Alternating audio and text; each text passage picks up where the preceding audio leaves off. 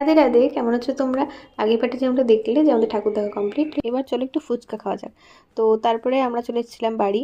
আর তার কিছুদিন পরেই ছিল রামনবমী। বাজারে একটু কাজ ছিল, তো সেটা সেরে দেখছি একদম ভিড় হয়ে গেছে বাস স্ট্যান্ডে। সোমবার এরকম ভালো করে দেখতে পেলাম, আর ওখানে প্রশাসন অবশ্য ছিল ঠিকঠাক ম্যানেজ করার জন্য। অনেকদিন ধরে বান্ধবীরা প্ল্যান করছি যে একটু ঘুরতে যাবো বা রেস্টুরেন্ট। এবার আস্তে আস্তে সবাই বড় হচ্ছে, তো সময়ের অভাব চলে আসছে আস্তে আস্তে। সেদিন গেছিলাম আমরা আড্ডা ক্যাফে, আর আমরা এবার বাইরে বসেছিলাম। অ্যাকচুয়ালি বাইরে এই চায়ের দোকানের মতো ছোটটা নতুন করেছিল, তো ভাবলাম চলো এখানে বসা যায়। ওয়েদারটা না খুব সুন্দর ছিল, বাইরে হাওয়া আসছিল, তো বসতেও বেশ ভালো লাগছিল। তো আমরা চা দিয়েছি চারটে। কম্বিনেশনটা তো দারুণ হয়ে গেছিল যখন আমরা দিয়েছিলাম ড্রাই চিলি বেবিকর্ন। অর্ডার তো অনেক পরে দিয়েছি, তার আগে আমরা অনেক ছবি তুলেছি, সেগুলো তো আমরা ভিডিও করা হয়নি।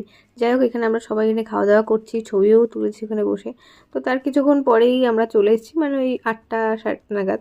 সেদিন ধরে মা বলছিল অনেকদিন রেস্টুরেন্ট যাওয়া হয়নি, তো একটু বাজারে কাজ আছে, সেগুলো সেরে একটু রেস্টুরেন্ট যাবো। অবশ্য আড্ডা কাফতে এসেছিলাম, মা ভেতরে রেস্টুরেন্টগুলোতে একটাও আসেনি। তো ভাবলাম চলো একটু দূরে হলে কি ব্যাপার আছে, একটু যাওয়া যাক। দিয়েছিলাম ভেজ কোফতা অ্যান্ড নান। তো খেতে খুবই ভালো ছিল, কিন্তু পরিমাণটা একটু বেশি হয়ে গেছিলো, তো আমরা বাড়ি নিয়ে চলে এসেছিলাম। তো বেশ ভালোই কাটলো সেদিনের দিনটা।